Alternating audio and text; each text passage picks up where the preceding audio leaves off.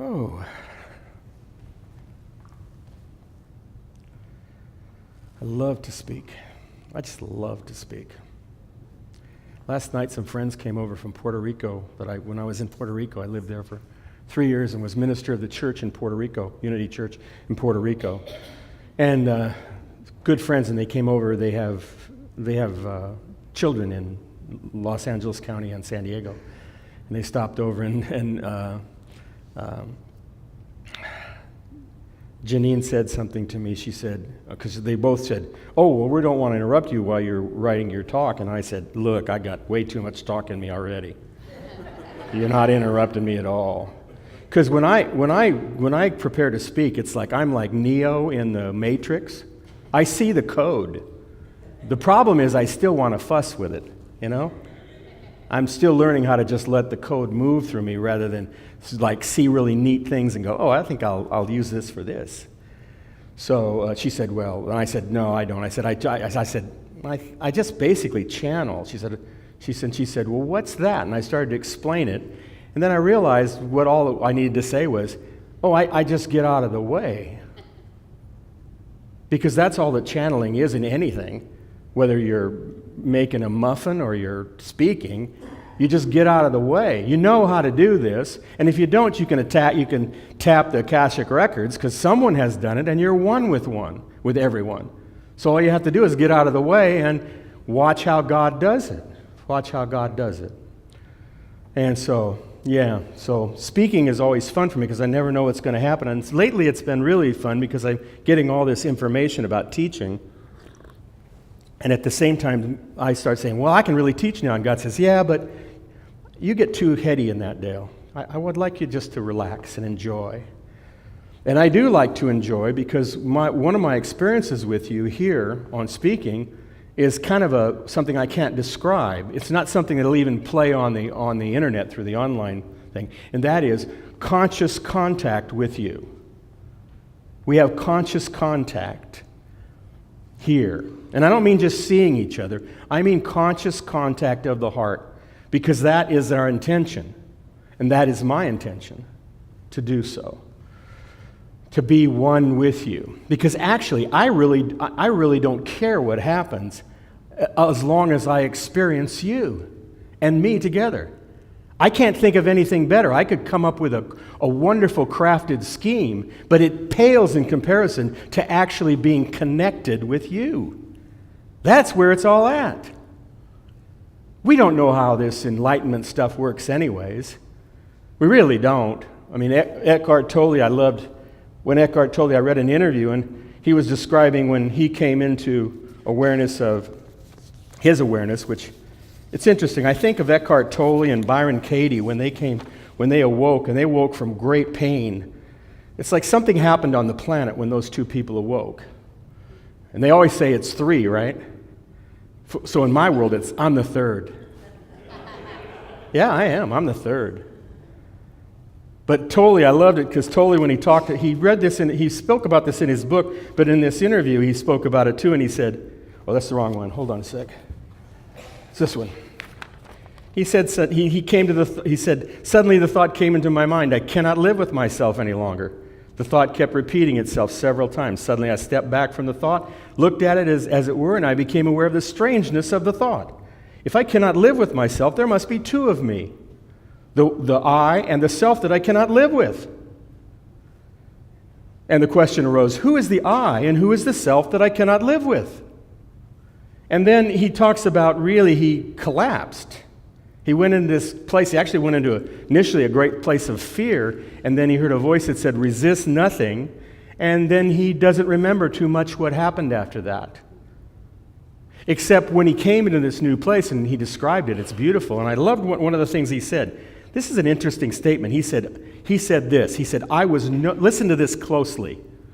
"I was no longer labeling and interpreting my sense perceptions." I was no longer labeling and interpreting my sense perceptions. An almost complete absence of mental commentary.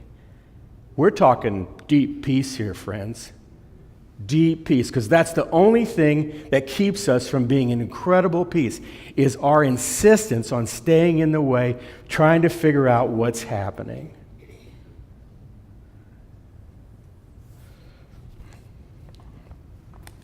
There was a village.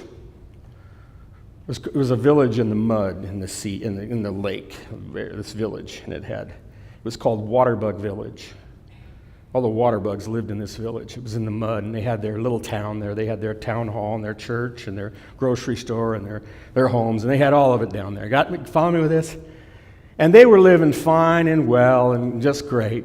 And then all of it, but except, everybody was really happy. Life seemed to be pretty good, except every so often, somebody in the town would kind of mess it up, because they would be walking along, crawling along, and all of a sudden they'd just start to quake. They go, whoa. And they'd drop what they were doing, and they'd walk over to one of the many green poles that came out of this town, and they'd start climbing it. And people would say, what's going on? What are you doing? And they wouldn't talk. They would just climb and climb and climb way up high in the sky, the watery sky, up to these small little green platform, and then they'd disappear. And people lived with this, but then one day the mayor's son did this. And it was like, that was it.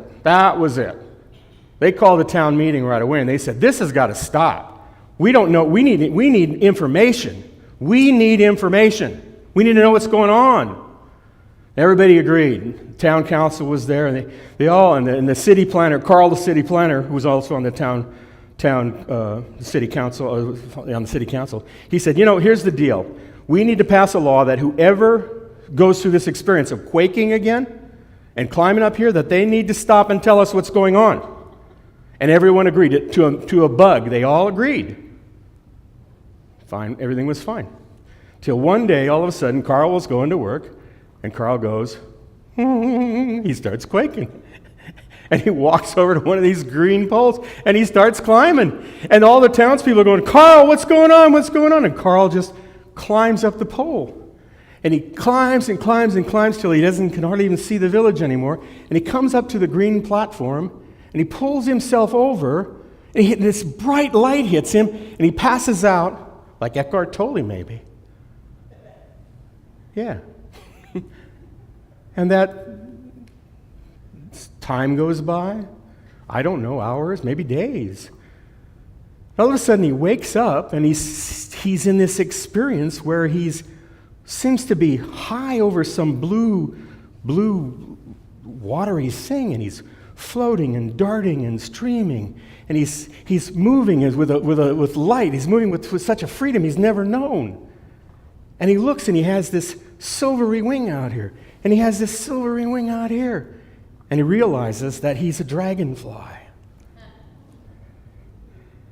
And he flies, and he looks down at he's just ecstatic about this experience. But then he looks down at the lake, and he sees his family and all the friends, and he gets this thing in his heart that says, oh, they can't see me. They'll never know that. But then he realizes that every one of them will come up to him. Everyone will come up to him. And with that, he flies through the sky. We have evidence on this planet of enlightenment. And every time it happens, I love Eckhart Tolle too. I got to throw this in about it. I got a bone to pick with Eckhart Tolle. Because Eckhart Tolle, this happened to him where he collapsed and he came into this experience. And then he wrote this book, The New Earth. Anybody read that book, The New Earth? And it's a great book, except in that book, there's a chapter where he kind of explains how to do what he did. And I want to sit with him and go, wait a minute. That's like, Eckhart, you collapsed from pain. That's how you did it.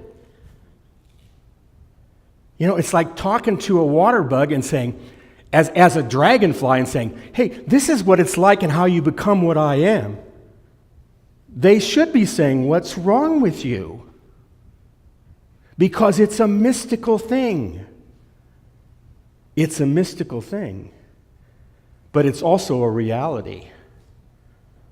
We live in a world where we've consciously agreed that we are the second self. You know, I've said this many times before. Albert Einstein said the most important decision you make is whether or not you live in a friendly or hostile universe. 99.9% of us have agreed we live in a hostile universe that needs fixing. And guess what? By the power of our minds, what happens? So it is. We can create form, and we can get lost in the form. We can be the actor that forgets he's on stage and thinking that it's reality. Because all of us are saying it's reality. It's not reality. I have some slides up here. Just bear with me because, let's see. Let's see what they look like. Oh, I want to do that. That's a good one. This is a good one. This is a good one. A friend of mine sent me this 3 years ago. It was an article written July 31st, 2014. Yeah. Here's part of the article. This was the photo on the article. It's on the internet. The field of psychology, this is New York, the field of psychology was brought to an immediate halt this week as disillusioned and weary practitioners of the discipline reportedly concluded that the mind could never possibly hope to study itself. Abandoning more than a century of clinical research, theoretical developments, and observational studies, psychologists worldwide announced that their entire professional lives had been utterly worthless, as the human brain could never comprehend its own workings, let alone understand its own understanding. I'm going to skip around here. All that we thought we understood was merely a mirage, crafted by the very unfathomable minds we once so stubbornly insisted we could know. According to reports from one prominent university, visitors to the psychology department found the chair's office locked, but with a note on the door that simply read, "It was all an illusion." And I love this statement. This is from one of the psychologists. She said, "If only we could step outside these imperfect intellects for but a moment and observe our mental functions as they truly are," said clinical psychologist Deborah Yamada, who explained that the discipline was inherently and fatally corrupted by the inescapable reality that the examiner and the examined are one and the same. According to this, the APA, am I doing that? Oh, according to yeah, thank you. You do that. According to the AP, the society, they disbanded. He sent that to me. He called me first and he said, "I can't believe that this has happened." And I said, "Neither can I." And actually, this was a story written by The Onion. Anybody familiar with The Onion? It's a satirical, very highly intellectual satirical magazine that basically grabs bits of truth and writes interesting stories that reflect it. But I love the quote where it says, "If only we could step outside these imperfect intellects for but one moment and observe our mental functions as they truly are." Well, guess what? We can. Did you know that? Did you know that you can actually live insanely and watch that insane living simultaneously? You're doing it right now. You're making commentary even about it. Like, "Oh, I shouldn't be doing it, I should be doing it," while you're doing it. All you have to do is stop and watch it and go, this is kind of interesting. I mean, that's what Jesus did. He stopped and he watched it. He watched everything. He said some interesting things here. I love this about, right this way, right? This is Tolle. Yeah, if you want to read that, you can. Probably not because I'm going too fast. He said this. Blessed are, this is in the Sermon on the Mount, in the Beatitudes. He said, "Blessed are those who hunger and thirst for righteousness, for they shall be filled." That means prayer is answered. Do you see any catch in that? Do you see anything in there that says it won't happen? No.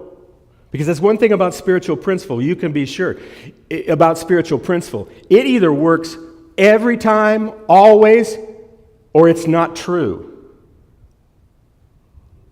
I'm serious, folks. The only factor that makes it not true is our getting in the way and having another idea in its way. That's all that happens. Jesus said this, "Blessed are those who hunger and thirst for righteousness, for they shall be filled." Was Eckhart Tolle hungry? Yes, he was hungry. He was suicidally depressed. And he said he couldn't live with himself anymore.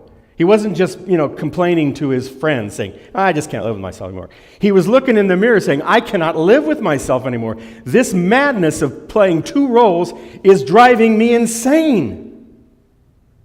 He wasn't able to hold it together like most of us. That's the thing about when you start entering into this. Like you start quaking, you don't really hold it together anymore. You don't. You just start doing your own thing. He also said this. This is from the Gospel of Thomas. Whoops. Look at this. Once again, I want to repeat that. "Blessed are those who hunger and thirst for righteousness, for they shall be filled. I took my hand in the midst of the world and in flesh, and I appeared to them. I found them all drunk. I found none of them athirst, and my soul was afflicted for the sons of men, because they are blind in the heart and do not see that empty they come into the world, and that empty they seek to go out of the world again. But now they are drunk. When they have shaken off their wine, they will repent." You know what repent means? The real classic word? It's not like, say, "Oh, I'm sorry, God, I'm a bad boy, I'm repenting." No, that's not what repent means. Repent means rethink. Pensive, pensive. Rethink. They rethink. That when you're drunk, you don't rethink. When you're drunk, you just spout the same old, same old. When you come to a new awareness, you rethink, you re-examine. They will repent. They will see differently. Now,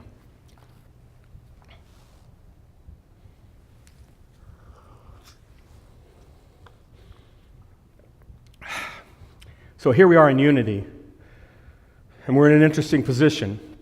We're starting to awake to the truth that we are the light of the world.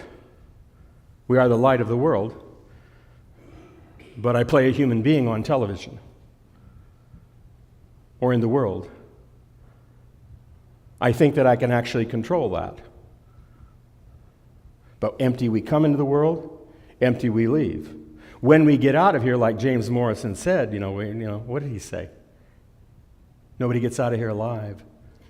Yeah, he said that. Nobody gets out of here alive, in the sense of what we call living. But I've watched people die as a minister. I've counseled with them. I've observed them through that experience. It's like the story, John D. Rockefeller was the richest man in the world way back when. And when he died, somebody went up to his accountant and said, "Wow, by the way, what did John D. leave?" The accountant said, "He left everything." He left everything. Because you can't take any of this with you. You can't even I don't think you can take your personality with you. That's part of the same construct. You take who you are, the light of the world. When my dad died, he said, this is so hard, Dale. And I thought it was about him having his leg cut off. And he died 5 hours later, and I realized that wasn't what he was saying. He was saying he had really held on so tight, and he didn't know how to let go. And it was hard. And a person like me comes up and starts talking about enlightenment, and a lot of people say, your ego says, "Oh, I don't want to hear about this stuff. Because I'm just me. I'm not enlightened." You don't fool me. You don't fool me at all. I mean, we play this game, but no. And everyone who leaves this planet, who dies to this existence, awakens. Because all awakening is having nothing in your mind to see what's true. The love you are, the light you are. And you don't get out of here without doing that. I don't care who you are. What society would judge as the worst person becomes enlightened when they die. Because everything passes away. You leave everything. So that sets up the idea that, well, could I do that now? And actually, we can. It wasn't that long ago, not that long ago, that it was probably almost It wasn't impossible, but it was almost seeming impossible, because if you wanted to be enlightened, you needed to go what? To a monastery. You needed to practice meditation. You needed to, really practice being still. And then Eckhart Tolle and Byron Katie come along, and me. And we just go crazy, and we go, I can't take it anymore. And then, really, we don't be an about it. That's it. I can't take it anymore. I can't do it anymore. And now what's happening? The door is open for us all as mystics now to let go. It's open. The door is open. And here's the deal. It doesn't matter what we do, because this is a mystical experience. And I want to say this. If you use, some of us in Unity use the teachings of principle to do white magic. In fact, most do. It's like white magic, the secret. I'm going to make what I can make. Why? Well, I'd like my illusionary prison, to be nicer. It might keep me distracted from knowing that I'm putting myself in prison. True. If you're thinking I'm lying about this, well, test it out. Where was I going with that? Oh, I guess I'm going to this. Oh, I know this. I'm going to give you some points that'll help. They won't lead you to it, because there's nothing that can keep you away from it. You will awaken as you need to awaken. But as it starts to happen, as you're quivering and quaking and stuff like that, I'm going to share some things with you that are a little different than the way the world teaches. One is some principles. And I think I got enough time for this. One is foundation. The foundation principle is love and accept everything. I've got 2 foundation principles.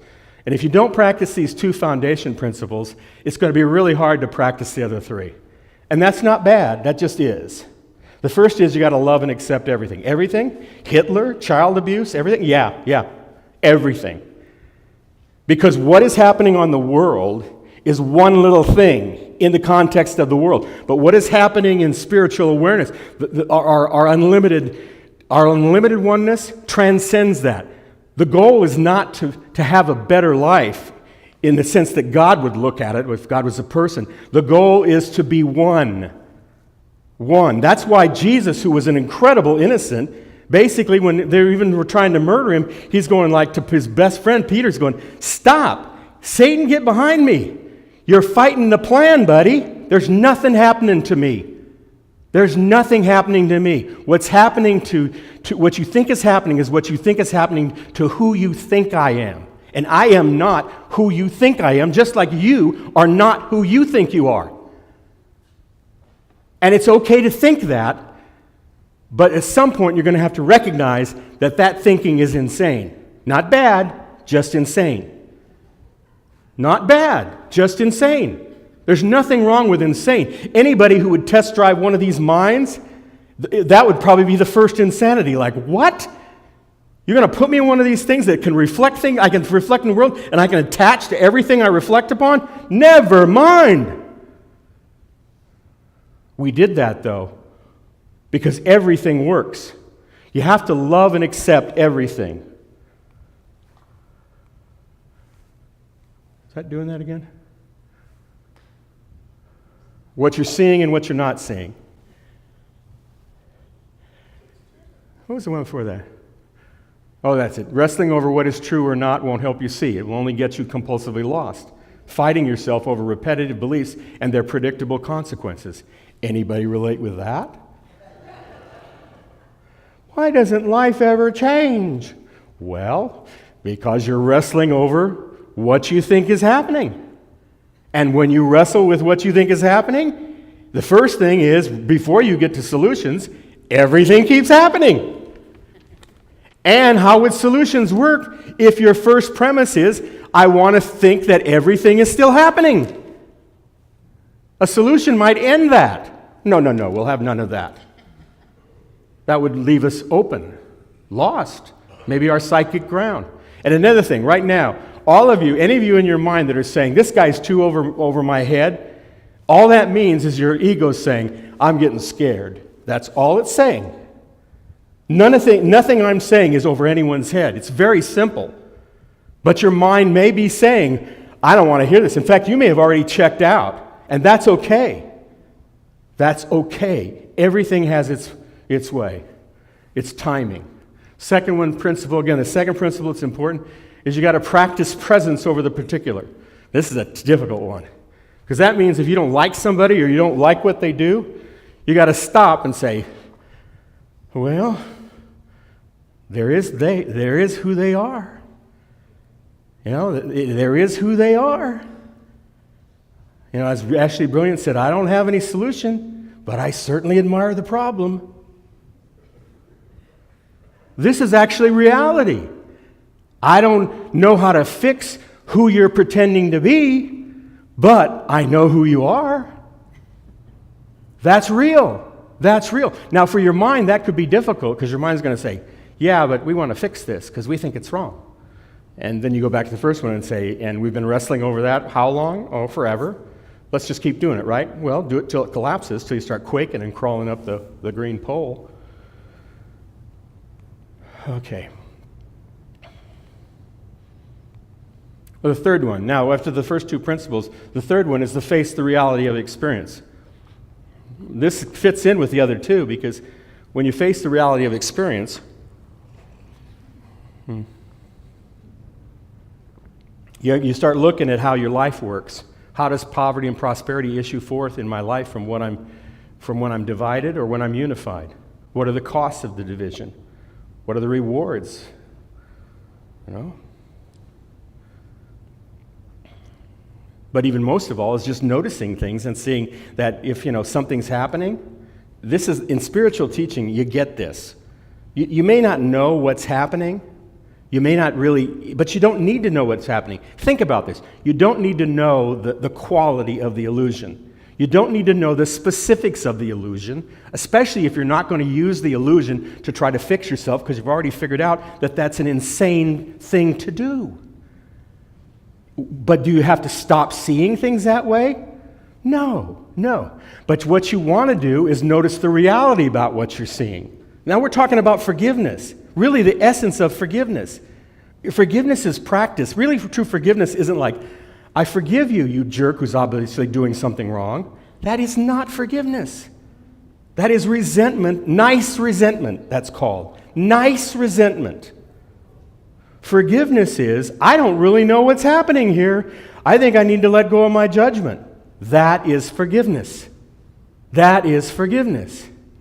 So when you see something happening, first of all, you have to know that you aren't the judge of whether or not it should be happening. In fact, it's very insane to look at something and say, this shouldn't be happening. Because if God was a person, God would jump out and say, wait a minute, this shouldn't be happening? But it is, isn't it? So what happened? Did I screw up? Is that it? Or did you screw up? Does there have to be somebody who screwed up? How about it's just happening and you don't see what's going on? Why don't you just forgive right now because you have no basis for judging? The dog's barking, I've used this one, the dog's barking across the street at 3 a.m. You say, that dog shouldn't be barking. Dog keeps going, arf, arf, arf. That dog should not be barking. Let's create a drama with the owner and the society. Let's just get lost in that. While the dog just sits there going, arf. God's going, yeah, keep barking, little buddy. Arf, arf. You're doing your thing right. Or someone's barking at you. It's the same thing. Okay, I got to wrap this up, I guess. The fourth one is, whoops, I'm going the wrong way. Fourth one is the practice, the yoga of waiting. There's a yoga of waiting. It makes a lot of sense. It's like, do something like, I do it this way. When anything's showing up, I say, do I know that, actually I don't even question it anymore. I use a statement. But this is a good way to begin. Do I know that this means what I think it means? And am I willing to see more? Are you? I always say, I don't know that this means what I think it means. I'd like to see more. Or something like, am I being consciously called to speak or act? And if not, can I wait until more is revealed? Can you wait? Yes, you can wait. More will become revealed. One of the things that I've said before is you have to become very, very loving with your ego. When I said what happens is you love what's happening, You have to love your mind when it says, I don't like this. I don't like what's going on here. I need to fix this. I always say to my ego, okay, that could be true. When my ego says this is wrong, it needs to be fixed, I go, you could be right about that. You could be right about that. And my ego says, really? I say, yeah, you could be right about that. I said, but do you mind if, let's say you could be right about that, and I won't fight that in any way. Would you mind if I look around a little bit instead of, could I just look around at other possibilities, other scenarios? Can I wait and watch and get more information about something? All my ego says is, you're not going to resist me, though. You're not going to move the furniture, are you? And I go, no, I'm not going to touch furniture. Well, what about when you see something? Are you going to turn that into a strategy to fight me? I go, oh, no, I would never do that to you. And my ego actually already knows. It says, because it's silly. It's like, if it would reason, it would say, but you don't work with changing things, do you? You just know the truth, and the truth sets you free, isn't it? I go, yeah. All I have to do is see it. All I have to do is see the new reality. I don't have to do anything about it. The lies and everything disappear. The last one I want to throw in is this, because it has to do with our church too, and that is be community willing. And I know many of us from Unities, maybe you too, you may feel like you don't want to be that community with, you don't know people, it's scary, and that's okay. That's part of loving what is. But you have to understand that you can be shown a way to enter into community that will work for you. And that's important, because everything I'm talking about when you're alone, and believe me, I know because I've done it alone. I didn't really do it alone, but it felt like I was doing it alone. It was very painful to do a lot of the work I did. When I do it with other people together, it's a joy. It's like literally God says, yeah, you do it alone, it's going to hurt. You do it with other people, it's going to be beautiful. It's going to be beautiful. So all you have to do is be willing toward it. And that's the key word from this talk is willing. Willing toward the change of your experience from the reality of who you are. The way we ensure suffering is we look at our experience and we say, from my experience, this is who I am. And from my experience, this is who you are. And from my experience, this is what is happening. That is called insane. And it is very, very painful. When we start to become well, it's when we sit here and we go, this appears to be this, but I am the light of the world, and you are the light of the world, so obviously we're missing something here. Do you get that? Obviously we're missing something here. Then the question, the ego says, well, you better find out because we're under threat. And I go, no. We're missing something. I don't know how to find out what that is, but I'm willing to see it. I'm willing to see it because I'm willing to be who I am, the light of the world. I don't make myself the light of the world. I don't make my experience the light of the world, but I am really open to that happening. Thank you for listening.